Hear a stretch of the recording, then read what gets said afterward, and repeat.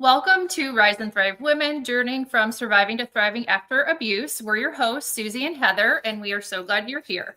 If you've experienced the heartache of toxic relationships, you know the feeling of being lost, broken, and unsure of where to turn next, and this show is for you.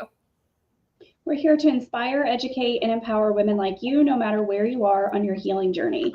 Together, we'll challenge the misconceptions surrounding domestic abuse, explore practical solutions, and listen to incredible survivor stories that remind us all that there is a brighter, better future waiting for you. It's time to rise, thrive, and choose yourself. Let's begin this healing journey together. Yay! And we're thrilled today to welcome Amber Clough. She is the program director of the MyPlan app, one of the most important digital tools available to individuals navigating abuse in relationships. MyPlan is a free, evidence-based app created by the researchers of Johns Hopkins University to help people in abusive relationships assess their situation and make safe, informed decisions about what to do next. So we're so happy to have you here, Amber, and I'm just so excited to be able to feature some information about this app. I actually was made aware of it in a 40-hour domestic violence training that I was taking. And I was like, number one, how have I not heard of this? Number two, I've got to be sure that Heather and I talk about it on our show because it really is such a great tool for people who are in abusive relationships. So we're excited to just spend some time talking about that today. But first, I just wanted to give you a chance to maybe introduce yourself, maybe tell us a little bit about your background, what drew you to this work, and why you're so passionate about this. Yeah, thank you so much, Susie and Heather, for having me here today. I appreciate being invited. I think before I talk about MyPlan, I'll just kind of start with a quick introduction about me. So I've worked in the gender-based violence field for over 20 years. I started as a volunteer domestic violence advocate in a police department. And then while getting a master's in social work, I interned at a shelter. I worked on child welfare and family court policy projects. And that's kind of when I started really becoming interested in evidence-based interventions, which led me to a career in research. So I have worked at Johns Hopkins University at the School of Nursing for the past 15 years. I have managed all sorts of different projects to develop and evaluate lots of different interventions, community-based, clinic-based, campus-based, and technology-based interventions that all sort of prevent and respond to intimate partner violence and its hideous consequences. So that's kind of where my career has led me. But I think like a lot of people who work in this field, my connection to this work is really personal. I grew up in a home where my dad abused my mom. My mom and brother and I were able to escape when I was about 5, and we were really only able to do that with the support of my mom's family. I think without that, I can't even imagine what would have happened. She has a big family and, brothers who came over and, financial assistance, and we had a place to go to live. And I don't know what would have happened without that. And it was the, early 80s. And there just wasn't nearly as much awareness, and shelters had kind of just started. And so my mom is my absolute hero. She's a survivor in every sense of the word. And she's, really the reason why I dedicated my career to kind of chipping away at, again, the devastating impacts of relationship violence. Yeah. Thank you for the work that you're doing. I didn't realize you had been with Johns Hopkins for 15 years. That's amazing. Yeah. I started on one grant, which was what eventually came to be MyPlan. So, MyPlan was really started, the early pilot phase was in something like 2006. So it was before it existed. So, as we talk more about it, it's really an intervention that has kind of evolved to be delivered in the way that people use technology the most. We didn't develop an app for that, as they say. So it's been kind of in the works for a long time. That's awesome. Well, good. Thank you for giving us a little more information about you. We're going to jump into some questions here in a second. But before we do that, Heather and I always like to just mention our membership program that we're really excited about and just kind of speaking to supporting people who are in abusive relationships. We have a membership program called Rise and Thrive Women. Heather, do you want to share a little bit more about that? Yeah, it's private, off social media space for women healing from narcissistic abuse, coercive control, and toxic relationships. Whether you're still in it, working to leave, or rebuilding your life, doing some self-discovery after, there is a place for you there. Yes. And there's tons of resources in there, anything from the workshops we've done. We have bi-monthly live coaching calls, educational materials, and a really great and supportive community forum. So you can get in there and try it out for free for 7 days. Right now it's only $19 a month.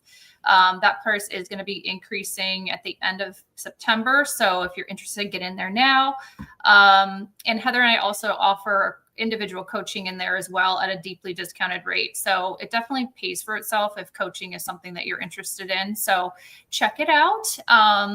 But with that, I just wanted to kind of start jumping in and talking about MyPlan. So first, let's just start with the basics. Amber, can you just explain a little bit more about what the app is and what makes it different from other domestic violence resources? Yeah. Well, so MyPlan is a digital tool. It's an app for people who are experiencing toxic or abusive behavior from a partner, or for anyone who's also concerned about a friend or family member with an abusive partner. And the app really assists people to kind of assess the health and safety of their or a loved one's relationship, and then get personalized strategies in order to make safety decisions, and to make a safety plan kind of regardless of what people's situations are, and also connect to local and national resources. Like you had said, it was developed and tested by Johns Hopkins University through research with thousands of survivors, advocates, experts. Again, it's not an app; it's an intervention that is kind of delivered through mobile devices. And we always say we don't know where it will go next. Maybe it'll be a chip in your head or whatever weird technology is going to happen, or a AI something. But it's for all genders. It's available in English and Spanish.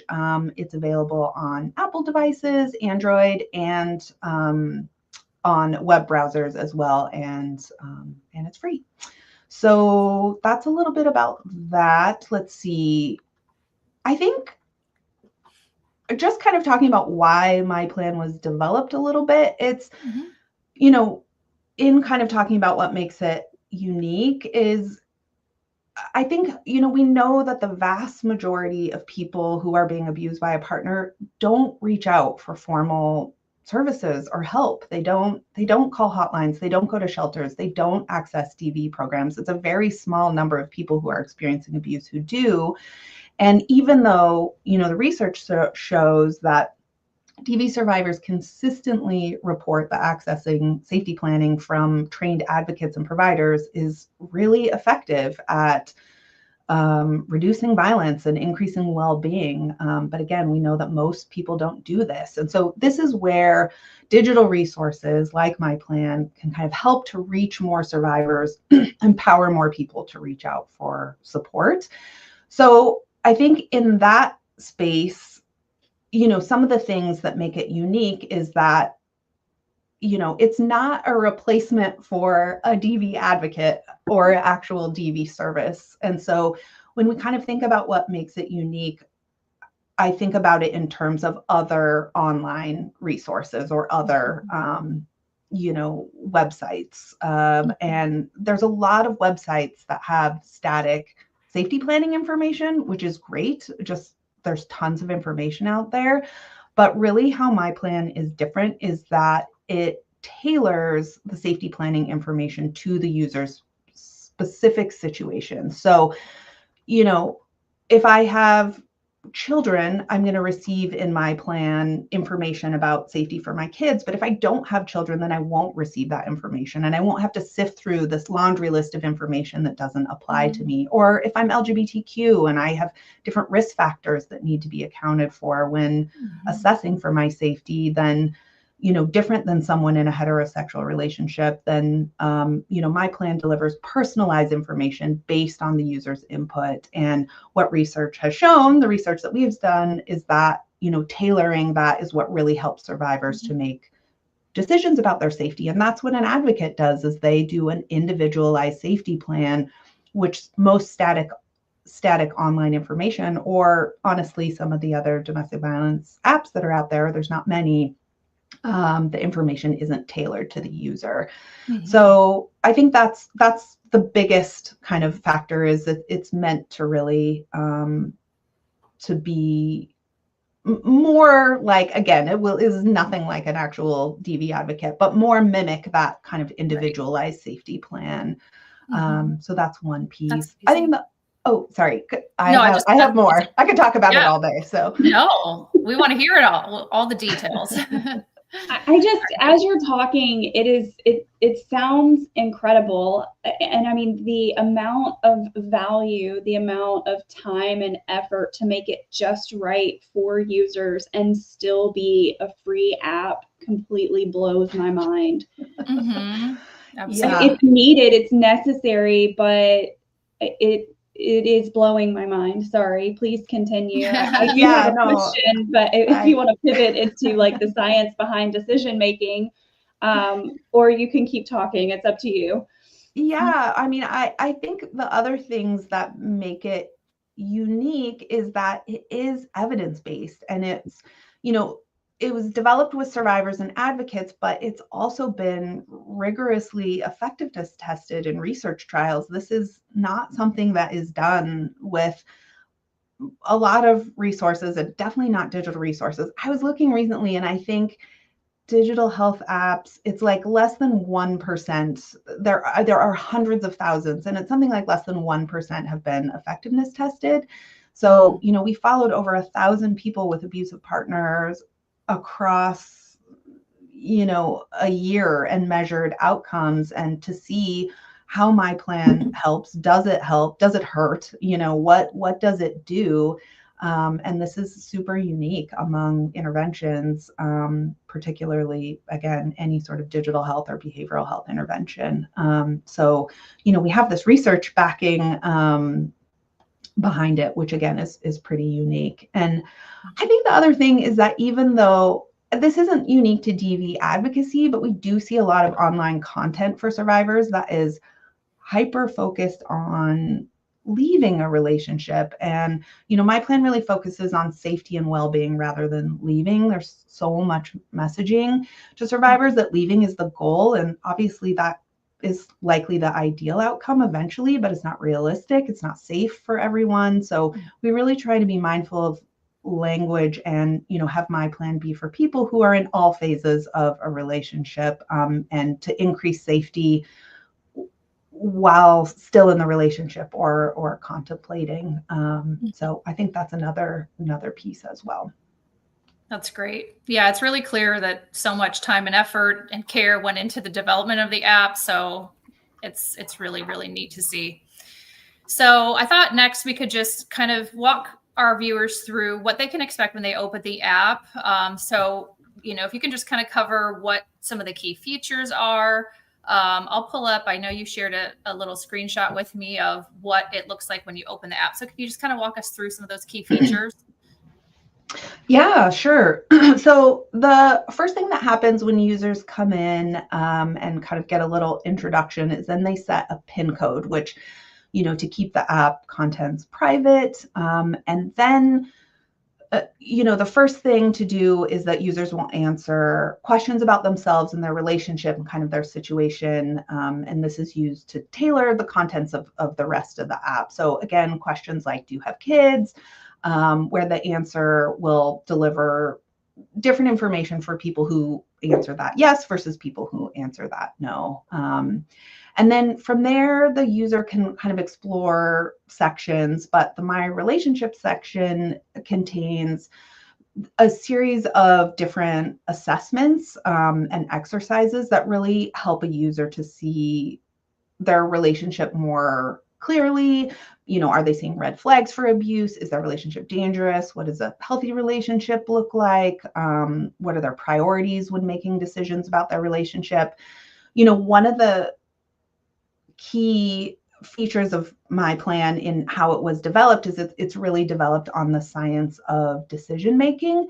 And so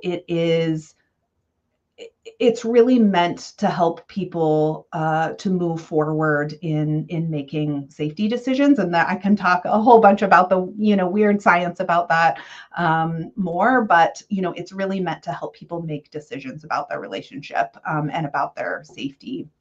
And one of the components of that My Relationship section is the danger assessment. So this is a super important component. It's an assessment developed through research by Dr. Jackie Campbell at the Johns Hopkins School of Nursing. It's been around for a lot of years. It was developed to really educate survivors about the risk factors for serious injury or homicide. So, that can be really hard and scary to think about, but again, we've done tons and tons of testing with thousands of people with this app, and survivors always say that it's more important to have that information, even though it's scary. So really, this section kind of gives people the ability to think through, are these things that I'm seeing, are they toxic? Are they dangerous? Kind of what's happening, and kind of give some language and validating language and information about that. So that's kind of that section. And then there's the My Strategies section. So this is where users get strategies that are tailored based on their answers to the other assessments. And the more assessments you answer, the more tailored the app content becomes to you. And the strategies are really, tailored options for people to try to increase their safety and well-being. So a strategy might be something, a common safety planning strategy, like, develop a code if you're in danger, to let other people know. And that strategy includes a video example of what making a code and telling people using the code looks like. Or, there's strategies like where to find emergency contraception, or for STI testing, for users who indicate they've experienced sexual assault or coercion. There's strategies about how to make a self-care plan. So it's kind of varied, and again, based on the user's input. The other section that's also based on user input is then the My Resources section. So this contains a list of national resources, as well as the ability to put in a zip code and get a list of domestic violence organizations that are local. And we have a connection. The resources that are delivered are directly from the National Domestic Violence Hotline. We have a partnership with them, and so their resources, their resource database is what is populated for local resources. And then the last section is called My Learning, and this has options for learning more about relationship violence. This really came from our users. We did not start with this section and they're like, whoa, we're taking all these scary assessments that are, telling us about how toxic our relationship is. But, we want some, also some education about it in general. So we have, activities to go through myths and facts or definitions of abuse, frequently asked questions, things like that. And again, all of this really came from development with survivors. So those are the main sections of the app, and kind of what people can get and expect in there. Awesome. So many great features.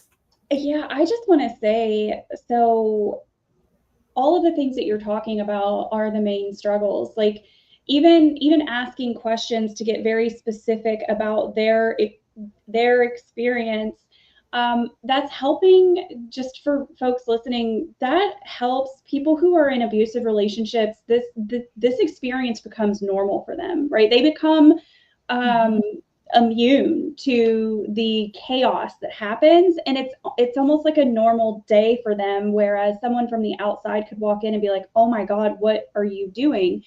And so I love that this app asks all of those questions, because it takes most of the people who are in active abuse, even if they suspect they're in abuse and they can't do anything about it, they are unaware, consciously unaware. And I really love that this app helps get to the bottom of finding that clarity and checking off boxes to help them very clearly say, yes, this is abuse, this isn't healthy. But it also says, here's some education so that you can learn about, what this means. And that's a really big piece of validation. A lot of people that are subjected to abuse are isolated, so they don't even realize that there are so many other people. Well, one, that there's terms for the things that they're experiencing. But I love that it encompasses all of that: the clarity, the safety assessment, and the validation behind the learning and the education. So Yeah. wow. So great. Yeah.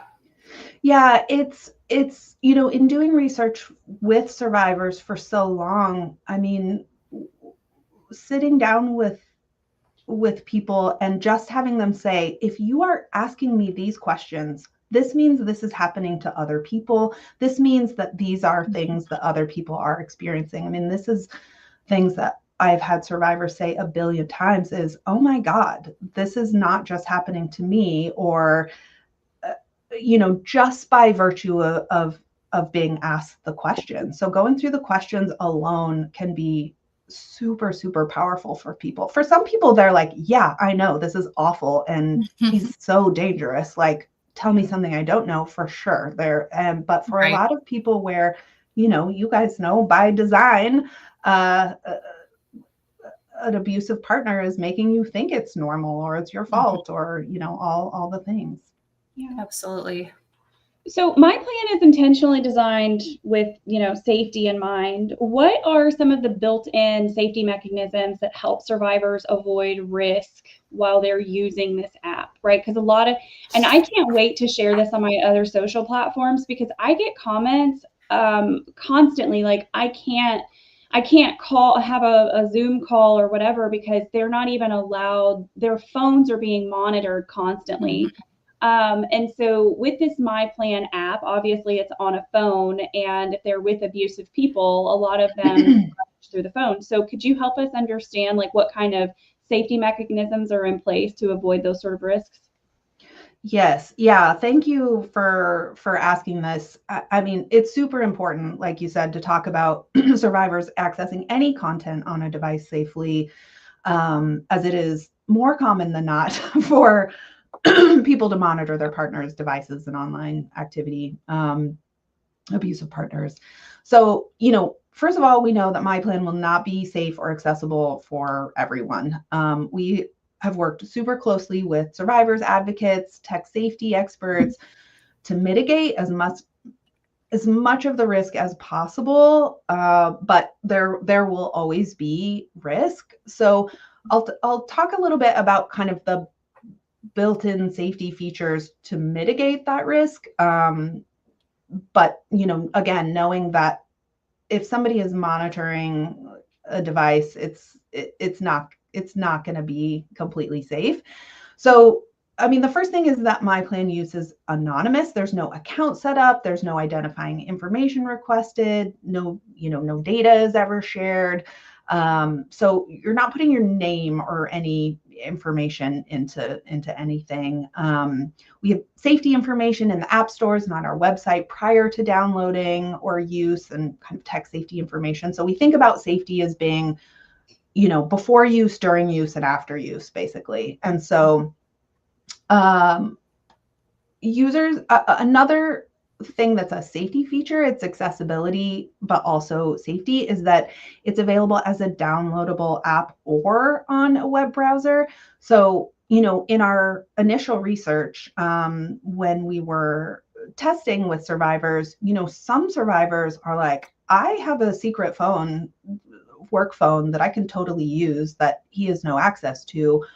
Or survivors are like, oh, I could never use a phone, but I have, a friend's computer that I can use. And so having both options allows for more people to be able to use it safety. It's more expensive for us to have, 3 versions of the app, basically, as far as Android, Apple, and and a web browser version, but it really is a safety feature. There's a couple of built-in things like, we have the PIN code to keep the contents private. And then, when users go in, they are also told about a dummy PIN. So if the app is discovered and somebody is forced to log in, they can enter in a specific code, and the contents of the app are innocuous and don't talk about abusive partners. So, there's a quick exit button on all the pages. And there's, a couple of other safety features, like on an Apple device, you can change the home screen icon so it looks differently. Again, just one more little thing that that can, kind of distance the connection between what it is. Again, it's not hard to look up MyPlan and see our logo and all of these things, which is the same as the domestic violence hotline. If you were accessing their website or anything online on a device that's being monitored. So trying to just have as many of those kind of built-in features as possible, but we really recommend that people use MyPlan on a device that their partner doesn't and won't have access to. Again, this certainly also isn't a guarantee that your partner won't discover your activity. There's all sorts of creepy things that abusive people do to get access to devices, and cloning and all the things. And there's actually this really amazing company called Loop Solutions. They have developed a way for survivors to secretly communicate and to look at content on their device through this hidden feature. But you have to get access through a DV program. That's kind of the only way to ensure that it's a survivor and not an abuser that's getting access to it. But they have really solved this problem. And we have a partnership with them. So MyPlan is behind their secret wall that they have developed. But again, you have to be working with a DV program and a DV program who has subscribed to their service. But anyway, Loop Solutions, if you're a DV program watching this, look into them. They're incredible, and they've really solved this problem. Yeah. Okay. Actually, I wouldn't mind getting that information from you whenever we. Yeah. And right. Yeah, I haven't heard of that either. Yeah, I've been part of my local chamber and talking to different domestic abuse advocates, I'll say that, and some nonprofits. So I'd love to learn more. Yeah, they're really, really amazing, and I can definitely put you in touch with them. And again, they have solved the problem. They have figured it out. So that's awesome. Great.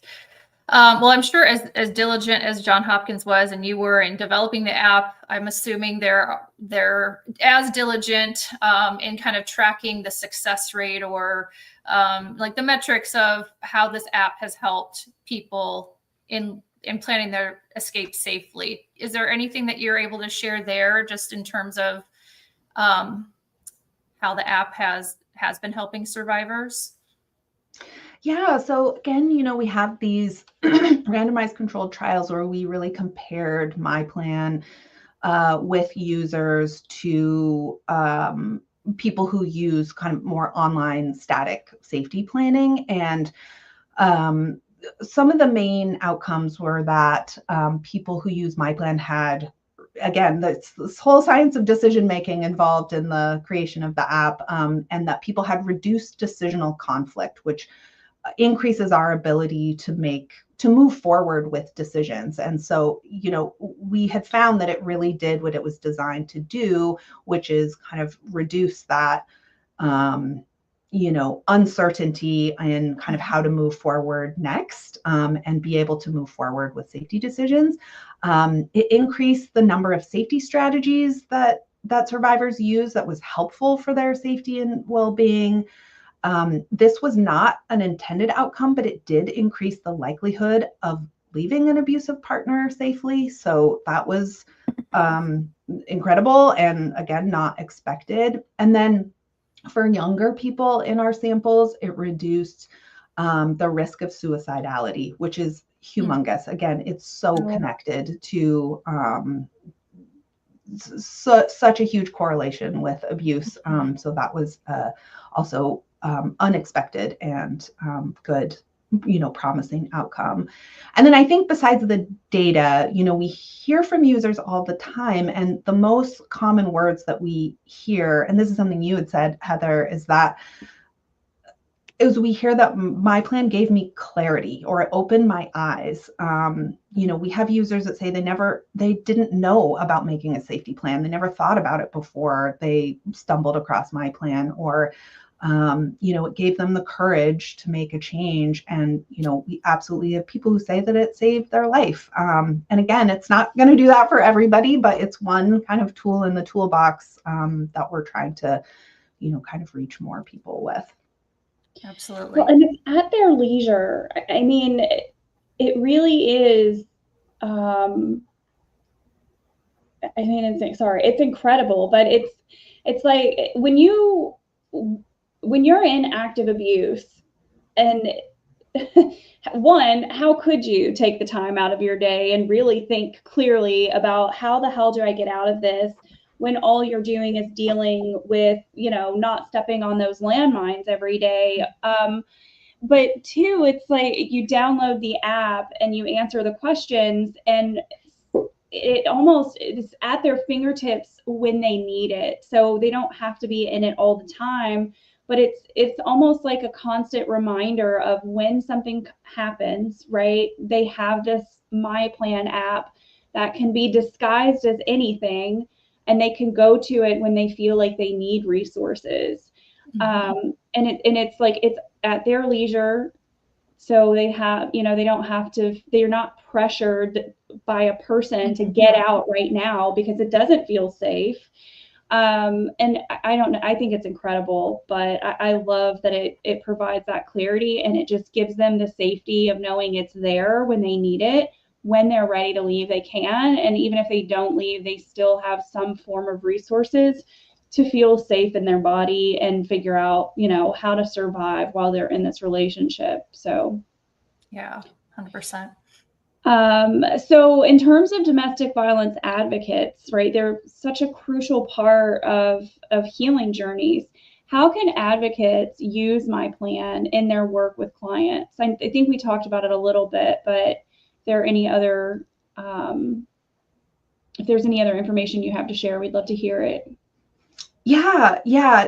Again, we developed MyPlan. It's really intended to encourage survivors who are not going to seek services to reach out to trained advocates for support. I really want to acknowledge that, an app is absolutely, or AI or whatever, it's absolutely not a replacement for a DV advocate. The kind of care and knowledge that the advocates and that individualized support that they can provide. So it was quite surprising, I think, when we started to hear from DV agencies who were using MyPlan in their work. And we've heard that people have used it, there's so many different kinds of advocates that are, co-located in police stations and health centers and things where they might really have just very limited engagement with clients who they only see briefly, where they're not able to sit down and do individualized safety planning. So we've heard from a lot of DV organizations that they'll hand MyPlan as a, quick resource to survivors that they don't have the ability to spend the time with. Some are going through MyPlan with clients together. They're using the assessments to kind of facilitate their discussions. We've especially, we've heard the danger assessment questions. Those can be really difficult, and kind of having survivors be able to go through it on their own we have heard has been useful.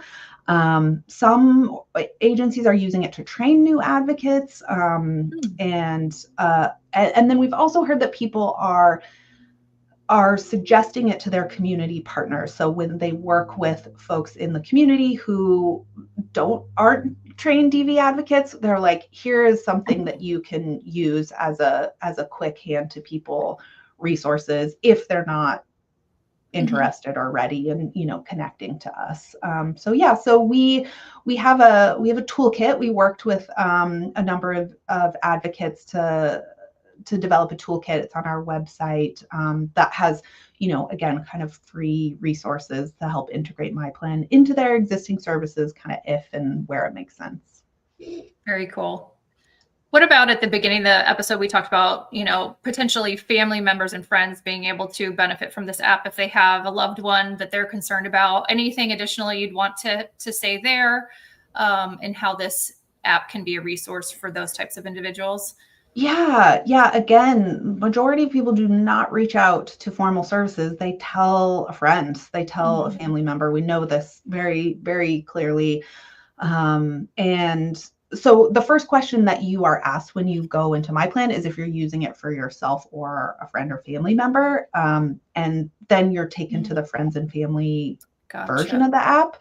And so those strategies there are really more focused on how best to support someone, like how to bring up that you're concerned, how to be an active listener, kind of using validating, non-judgmental language, taking care of yourself, those sorts of things. The research on friends and supporters is that they more often than not don't know how to be an effective support, and they have difficulty deciding if and how to intervene. And so, that's where MyPlan can help with that decision making and preparedness. And again, we did a randomized control trial where we tested this, and that is exactly what happened. It also has a prevention component in that when you are educating more people, so I'm not in an abusive relationship, but my friend is. And when you're educating folks about it, another piece of an outcome from that research is that the friends felt more prepared. Like if I were in an abusive relationship, I would know where to turn. I would know what to do for myself. I would be more comfortable reaching out for help. Just the more people who also knowing how to be non-judgmental and validating is so hard. And especially in these situations where you care about somebody so much and, so really trying to help people understand how to be that support without alienating their friend or family member. Oh, that's really amazing too. Very cool. Yeah, I actually get that question a lot too when I'm networking. Everyone knows someone, right? Everyone knows someone who is stuck in a situation, and they're like, "What do I do?" A lot of mothers too. They're like, "What do I do?" And then one thing that I always say is, you need to let them know that you believe them, and you need to validate them and do everything you can to avoid sounding judgmental. I mean, that's the number one thing is, say, I believe you, and don't say, why don't you just leave? Like, that's the worst thing to say to someone who's in active abuse is, why don't you just leave? For sure. Yeah, so really letting people come to their own decisions in their own time. And, again, this is, the DV advocacy community they treat survivors like they're the expert on their own lives. And that's the way. Totally. So we know not every tool works for every person. What are some of the limitations of MyPlan? I think we talked about some of this, but in terms of limitations of MyPlan, the people that should be aware of. Yes. MyPlan is not accessible or safe or right for everyone. And, again, this is true of any resource or service, just like a shelter isn't accessible or safe or right for everyone. Again, it's limited in that users need to have access to a device with internet access that is safe for them to use. Not everybody has that. I think, we've continued to iterate MyPlan to include all genders, to be available in Spanish, but we have a wish list, I am not even joking, is a mile long of how we would like to expand access. There's more that we could do for low literacy or people with disabilities. And, it's all just a matter of resources. Maintaining an app is unbelievably expensive, which is a thing that people do not realize. Yeah. So, there's so much that can be done. I think also I would say that, again, hearing from users and that MyPlan also isn't going to be useful for survivors who are very clear that their partner is abusive, and they have called hotlines, they have access resources, they know about safety planning, they know they need safe housing and financial resources and legal help, to take that next step. This is, I think, a tool for really people who are earlier in the process, who might not be clear or kind of contemplating, is this behavior I'm seeing toxic or dangerous? And kind of what do I do next? Or maybe aren't aware that there are resources.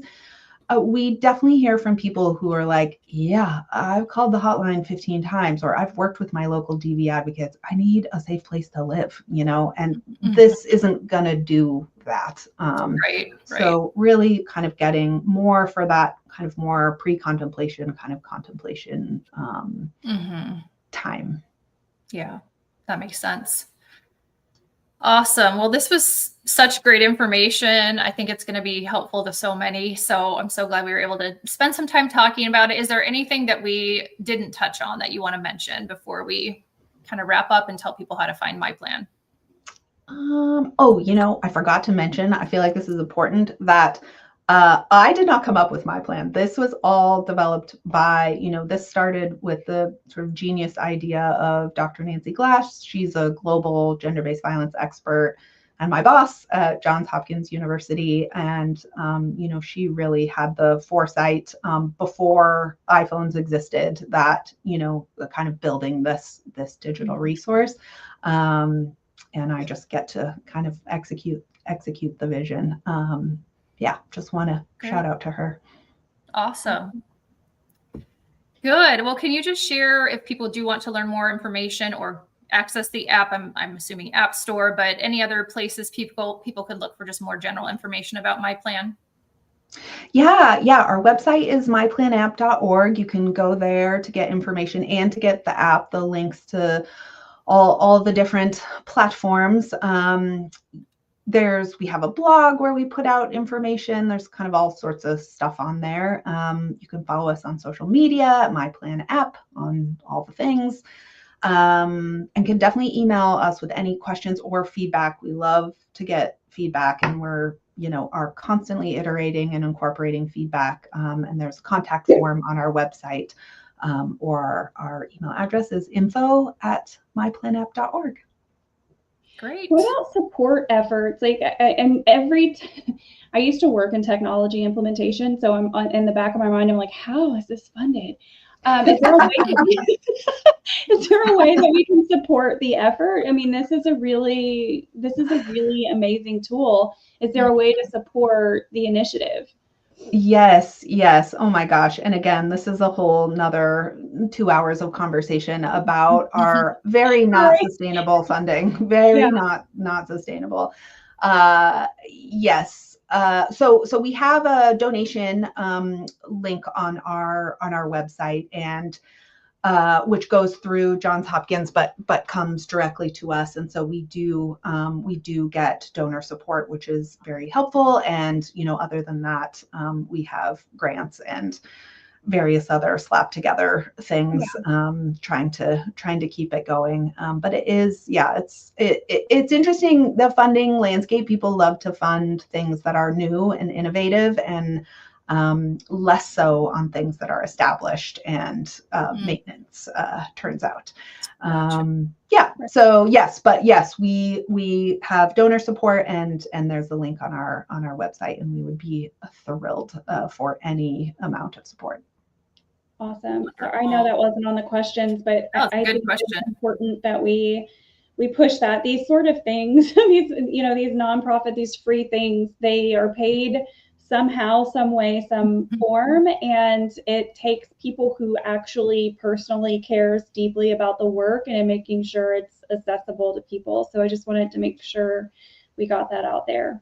Yes, thank you. It is a ongoing struggle. I'm sure. Labor of love. Yeah. Well, we are going to go ahead and close up. I'm assuming we don't have any questions on your end, Susie. I didn't see any come through. I was going to ask you the same. No questions from your No, side? we just got a comment from Hillary. I thank you, Hillary, for tuning in. And I saw Amy join too. Amy, we've missed you. Hi, Amy.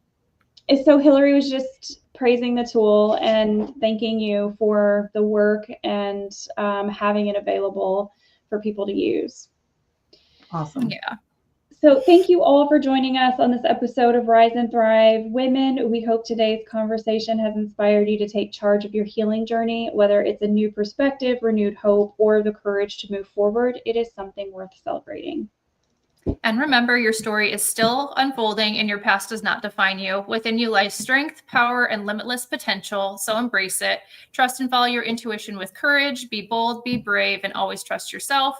Until we meet again, take care, rise above, and thrive. You've got this. Bye, everybody. Thank you, Amber. Thank you so much.